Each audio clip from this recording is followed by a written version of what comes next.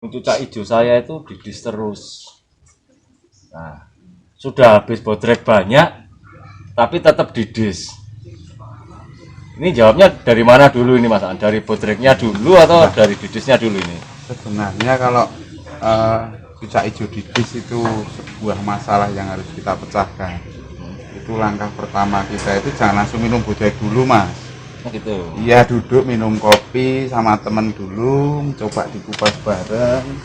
Kalau gejala mumetnya itu enggak kunjung mereda 3-4 hari, ya itu kita harus minum bodrek karena kita sakit Mas. Belum sudah minum bodrek berarti salah. Mas.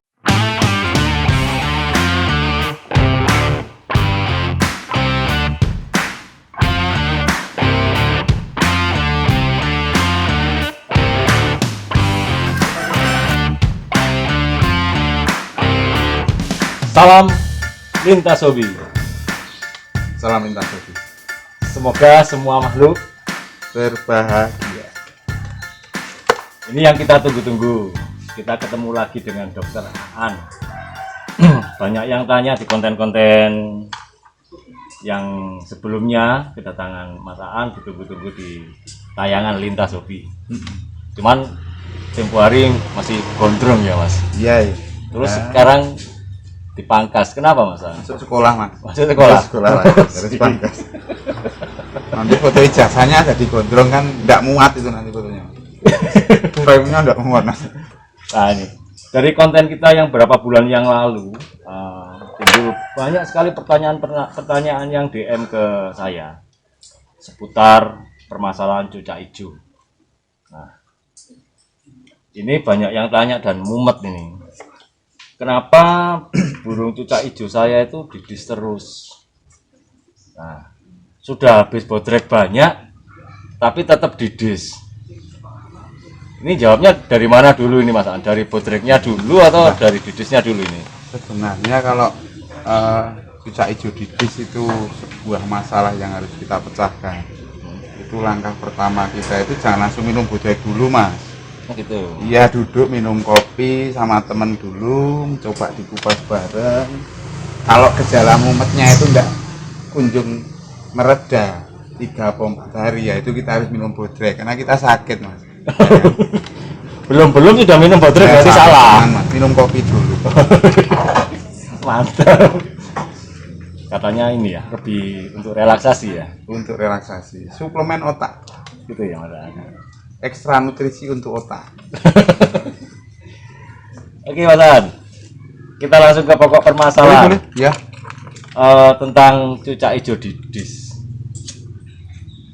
Apa saja sih kira-kira faktor penyebab didisnya seekor cucak hijau? Sebenarnya kalau kita ngomongin didis di cucak hijau, itu variabelnya kan banyak banget. Jadi harus kita kupas satu-satu. Kenapa sih penyebab cucak itu didis di rumah atau di gantangan? Kan begitu. Nah, sebelum kita masuk ke bahasan itu, mungkin ini sekedar pertanyaan balik aja, mungkin saya nanya sama Mas Agus bahwasanya sama teman-teman juga, apakah didis itu penyakit? Menurut Mas Agus gimana? Bukan. Bukan, kan? Betul sekali. Kenapa? Didis itu tingkah laku yang wajar. Tingkah laku yang wajar untuk seekor individu cucak hijau, jantan betina sama, yaitu didis karena itu perilaku untuk nata bulu teman. Nah, ini kalau kita mandiin burung, masih dia kadang ngisi, kan didis juga sebenarnya. Yang jadi masalah atau permasalahan utamanya kan ketika dia itu didis di gantangan, kan begitu. Bukan berarti terus oh ini didis terus tidak masuk neng kriteria. Nah, ini mungkin sedikit sedikit mengupas kenapa sih hijau di gantangan kalau didis kelamaan kok si juri jadi ilfil sampai oh coret dis, karena hijau didis itu nggak mungkin dia bawa materi Mas, kan gitu. Kasarnya dianggap ngetem. Kalau kelamaan ya mungkin ada beberapa EO yang kasih toleransi. Kalau di laber atau labras kan masih ada toleransi tuh Mas, bisa nyenggol sekali, 2 kali enggak apa-apa, 3 kali mungkin udah keterlaluan ngetemnya kan gitu. Secara burung yang lain kan banyak yang enggak miss juga kan, iso ya bisa buat Mas. Karena pertanda burung didis kalau di gantangan itu ya pertanda dia kerjanya enggak ngeduk gitu. Ada jeda pasti ada ya. Jeda pasti. Enggak, materinya enggak akan tersampaikan penuh itu. nggak tersampaikan, mesti ada jeda-jeda atau waktu dia didis itu mesti tidak mungkin itu didis kok sambil jatuh itu jarang, kecuali cuma nyenggol tas, nah, itu ada kalanya sepersekian detik. Seperti itu. Untuk mengupas kenapa sih hijau didis, nah, secara general dulu ya mas, dalam artian kayak tadi individu di rumah habis mandi itu didis pasti, karena itu tingkah laku untuk noto bulu, untuk menata merapikan bulu, perilaku alami mas. Nah kalau ngomongin penyebab cucak hijau didis di gantangan, nah itu perlu kita kupas lebih mendalam. Pernah tahu berarti? Sering. Saya juga mas kan begitu. Jadi cucak hijau didis di atas itu sebabnya sebenarnya garis besarnya ketika nampil di gantangan itu sebenarnya dia tidak maksimal kerjanya, nggak nampil, kencengnya kurang. Kalau orang nyebut kencengnya kurang atau memang sudah dikencengi tapi tidak pada level kenceng yang top, makanya masih ada jeda-jeda. Kenapa dia sempat nyisir bulu? Penyebabnya banyak. Kadang-kadang kondisi sebenarnya individu burung sebelum kita gantang itu atau gacoan kita sebelum digantang itu memang kurang bagus kondisinya, dalam artian ada bulu-bulu mulai numbuh, itu juga kadang-kadang jadi penyebab kenapa burung didis. Tapi bukan berarti tidak bisa diatasi loh, ketika burung nulam itu bisa tidak didis, itu bisa, tapi nanti kita kupas tadi. Ini baru beberapa poin penyebab burung didis di gantangan. Terus kedua, burung didis di gantangan itu kecapean, itu bisa juga burung didis mas. Untuk burung-burung yang terlalu nyaman ketika berada di koloni, ketika dia waktu mulai narung mas, terus dia capek, pasti ada tingkah laku itu muncul di desmet, tingkah laku untuk mencari sebenarnya untuk mengisi kenyamanan dia. Jadi fokusnya bukan narung mati sepersekian detik, kadang-kadang ada yang bablas, kadang ada yang dari awal itu didis sampai selesai nggak berhenti di bawah, padahal nggak mau didis, cuman begitu ketemu koloni di atas kenapa didis. Nah itu nanti di bahasan selanjutnya, nanti bahas tentang itu apa, kenapa ada pertanyaan netizen juga, kapan itu kan burung saya on di bawah dinaikin kok cuma tengok-tengok, Betul. dinaikin kok cuma didis aja, nggak mau kerja, turunin on lagi. Ya itu nanti di bahasan berikutnya toh. Betul. Nah faktor penyebab didis adalah tadi dikatakan oleh Mas Aan adalah ada yang tidak beres dalam kondisi burung ini. Ya secara garis besar begitu. Bulu yang tumbuh atau kondisi burung yang tidak maksimal bulunya, tidak 100% bulunya, biasanya mengalami didis. Tapi tidak menutup kemungkinan burung yang bulunya sudah full 100% sempurna juga didis. Bukan berarti burung yang bulunya normal sudah tumbuh itu tidak didis di lapangan, di gantangan. Variabelnya banyak teman. Banyak sekali variabelnya. Berarti dalam hal ini adalah kesimpulannya kondisi si burung ya mas ya. Kondisi si burung sebenarnya untuk perawatan sendiri. Makanya dari dulu awal kita bikin sharing ke teman-teman bahwasanya kenapa kita merawat cucak hijau waktu dari bahan itu sering kita jemur, karena mengkondisikan burung itu di kondisi yang bagus, di kondisi yang prima, bukan melihat nyun sewu.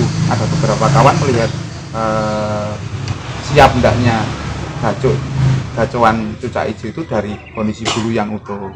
Itu kan kalau saya sendiri secara pribadi kurang tepat, karena saya lebih cenderung melihat kondisi dari si burung itu bukan di kutukan bulu lagi, tapi di kondisi fisiknya seperti apa, powernya sudah dapat apa belum, terus kondisi bingainya seperti apa, kondisi emosinya sudah dapat apa belum kan.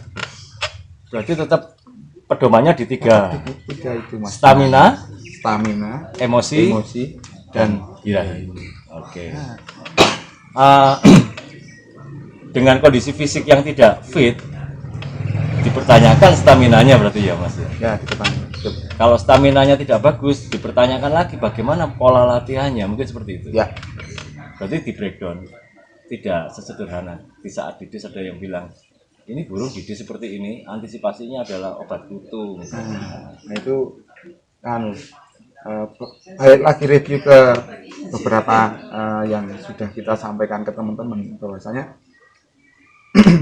ketika kita melatih burung ada kesalahan atau penyimpangan dari si burung ketika digantangan, itu jangan perlu memvonis itu adalah kesalahan eksekusi lapangan kita, tapi kita review balik lagi apakah kondisi burung dengan perawatan harian kita sudah tepat apa belum. Kadang-kadang saya juga sering ketemu beberapa teman, saya juga pernah ngalamin untuk masalah didis balik lagi. Waktu iseng-iseng burung belum pernah saya kasih Hongkong karena masih melatih. Sesi pertama main kurang kenceng, terus saya kasih Hongkong di lapangan. Burung mau kenceng mas di atas, emang mau kenceng, ngaget-ngaget. Cuman ada didisnya. Di saat itu saya berasumsi bahwasanya penyebab didis karena dia kalau kena Hongkong penyebabnya didis. Nah, jangan dulu kayak gitu. Ini sebenarnya Hongkong itu enggak salah jika kita kasihkan. Yang salah itu kita menentukan kesiapan burung untuk dapat Hongkong ini loh.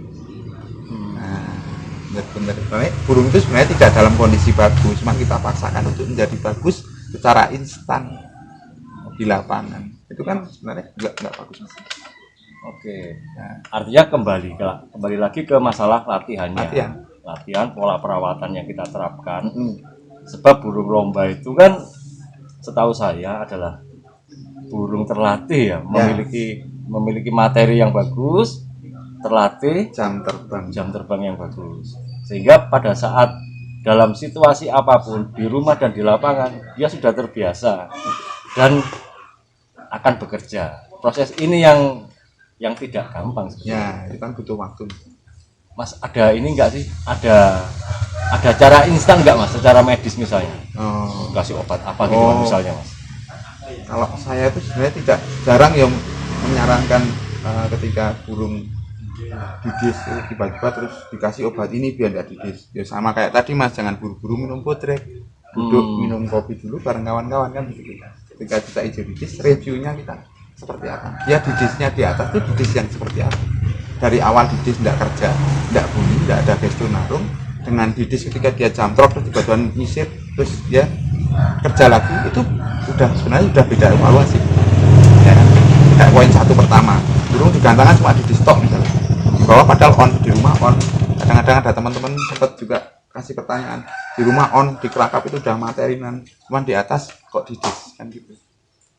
Sama sekali tidak bunyi. Ya, itu kalau menurut saya sebenarnya karena burung itu tidak pada level emosi yang dia dapat. Nek birai sudah dapat karena dia bunyi mengeluarkan materi itu kan sebenarnya tanda kalau birai itu ada. Biraya sudah keluar gitu ya. Birai itu sudah keluar karena mau mengeluarkan materi.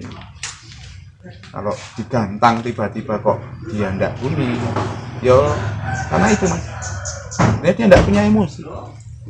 Sementara balik lagi ke review, kalau kita lihat konten-konten yang sebelumnya yang kita sharekan bareng teman-teman, itu pembentukan yang paling susah itu kan membentuk emosi dari si burung. Emang ada burung-burung yang secara genetik itu terlahir dengan emosi sedikit lebih tinggi dari normalnya, cuman kan jarang banget mas. Kita ambil pukul rata bahwasanya juta hijau itu memang semi vektor bener. Jadi narungnya dia kan narung dipaksa, menciptakan emosi dia itu kita dipaksakan narungnya dia itu dipaksakan. Salah satu untuk menciptakan emosi itu kan kita dengan perawatan harian, dengan umbaran polier, penjemuran. Itulah sebenarnya langkah-langkah untuk satu menaikkan emosi mas. Nah, kadang-kadang orang juga salah kaprah ketika emosi sudah dapat, dia lupa. Kadang-kadang ada burung yang narung cuma pakai emosi sesaat, dinaikin buantok tang 1 menit 2 menit terus ngebung enggak ini. Itu enggak salah kita main ke emosi, cuman salahnya kita mainkan di stamina yang enggak dapat. Bekal staminanya yang dia enggak dapat. Makanya begitu burung itu naik narung, ada yang cuma ngembung misalnya, kadang-kadang sampai ada burung yang nampar-nampar. Ya karena sebenarnya burung sampai nampar-nampar itu bukan kekencengan mas, kurang tenaga, kurang stamina, mencari alibi ya, lain. Bahwasanya ini kekencengan. Ada kok istilah burung kekencengan. Jadi burung kekencengan itu enggak ada. Nah, kalau kita pengennya main aman mas, ini ini burung sebenarnya emosi nggak dapat banget. Terus staminanya karena kita kondisi sekarang dia nggak sampai full. Mungkin kalau saya geber dari awal, misalnya nanti sore saya gantang kok tak kencengi terlalu kenceng, di awal dia kenceng, pertengahan mesti habis. Ini kita dibikin setengah-setengah mas mainnya, tapi jelas kan nggak indah tuh mas. Setengah kopling kerjanya. Setengah kopling, tidak indah lagi. Mau kenceng nggak bisa, mau pelan juga nggak bisa. Bisa. Itu yang pertama tadi mas, kalau kita reviewnya kerawatan harian, karena burung kan di atas tidak nampil. Kalau yang burung di atas masuk gantangan, dibuka dia langsung on mas, langsung marung di tengah-tengah atau di awal atau di akhir dia kadang-kadang sering nyenggol 1, 2. Nah itu kalau seperti itu agak bisa kita pakai trik sebenarnya mas. Kalau untuk kasus-kasus yang seperti itu sebelum digantang itu mas, itu masukin ke umbaran aja. Terus kalau kita ngomong digusah, dipus, burung dipus biar terbang 10 sampai 20 kali. Dengan syarat kalau burung sudah siap lomba kayak dulu bilang kan burung udah mapan tuh mas, jadi terbangnya nggak ngacak. Itu 20 kali, udah masuk ke dalam sangkar langsung kita bawa gantangan. Cuma rata-rata burung yang butuh untuk dipolier dulu supaya nampil nanti di gantangan itu nggak kuat untuk berseri-seri. Jadi cuma sesi awal. Yang kedua kebanyakan miss, entah itu cuma nggak keluar materi karena tenaga habis. Kedua, emosinya sudah turun. Karena stamina turun juga ya? Iya, bagaimana? pasti diikuti mas. Ketika stamina turun, emosi burung itu pasti turun. Kalau ngomongin rentang gantangan yang 15 menit, karena untuk nyiptain emosi burung itu sebenarnya gampang mas. Emosi sesaat itu gampang banget. Burung nggak usah dikasih makan, itu emosi yang keluar mas. Karena apa? Dorongan asam lambung. Naluri dia untuk aku kudu mangan, sebenarnya bukan birahi, tapi emosi. Nah kadang-kadang orang salah kaprah loh mas, salah artikan bahwasanya wah burungku birahi ya, ngejar orang, ngejar burung, belum karuan. Itu lentoy karena kelaparan ya bisa. Di situ ya. Emosi keluar, tapi nggak ada tenaga. Begitu kita mainkan dia secara koloni dalam artian gantangan, ya paling pol cuma emosi sesaat yang dia muncul, tapi tidak emosi yang stabil berkelanjutan sampai akhirnya. Seandainya dia kuat untuk meladeni juga sekuatnya berarti ya, semampunya dia ya. Di saat tidak kuat, dia akan loncat, nampar atau bides tadi ya mas ya. Oh, penjabarannya di situ teman-teman. Jadi kalau bisa disimpulkan berarti stamina ini adalah kunci pokok dalam kita mengolah ya mas ya. Kunci pokok menurut saya kalau di cucak hijau itu stamina itu syarat wajib mas mutlak. Kalau birahi itu ada triknya toh mas sebenarnya. Kalau burung itu kita satuin dengan koloni itu pasti birahi naik mas, pasti birahi naik. Kenapa itu mas? Ya pasti karena koloni toh mas, birahi koloni. Ketika ketemu koloni dorongan EF kita udah naik, paling tidak perawatannya rutin, burung sehat atau jelas kita bawa. Syaratnya tadi satu itu burung sehat dijaduin sama-sama yang lain, itu yang muncul pasti birahinya yang naik. Akan terjadi persaingan di situ atau bagaimana mas? Secara dia kan dewasa toh mas. Nah, ketika lihat koloni itu responnya pasti birahi naik. Menunjukkan yang terbaik ya di antara di antara koloninya. Pastilah. Itu bahasa koloni, dia pengen bersaing dengan yang lain. Walaupun tidak ada betina, ya kadang-kadang memang birahi naik mas ketika ketemu apalagi kadang-kadang kita piara cucak itu untuk sekarang karena sudah banyak yang main gantangan, itu kan mereka cenderung soliter. Dalam artian soliter jarang ketemu isu yang lain. Kan dikodong salah satu atau dikodong dua-dua. Untuk yang beberapa poin seperti beberapa kawan juga kan mainnya juga main koloni dia. Nah untuk main koloni sendiri saya belum pernah mencoba sendiri di rumah. Di soliter. Soliter saya tetap mainnya soliter. Cucak hijau di rumah enggak pernah lihat cucak hijau. Oke, menjawab teman-teman tadi ya masalah cucak hijau bibis. Monggo dipelajari lagi, dievaluasi lagi bagaimana sih kondisi burung yang Anda miliki. Karena tiap-tiap burung individu ya, jadi punya sifat yang berbeda, tidak bisa disamaratakan. Tapi dalam garis besarnya adalah seperti yang dijelaskan oleh Dr. Aan. tatkala stamina-nya menurun, fisiknya menurun, akan timbul berbagai persoalan di burung itu saat dilombakan. Kira-kira demikian ya, Ya, Pak. betul. Oke, siap teman-teman. Jangan kemana-mana. Kita akan ikuti lagi pembahasan yang lebih seru dengan Dokter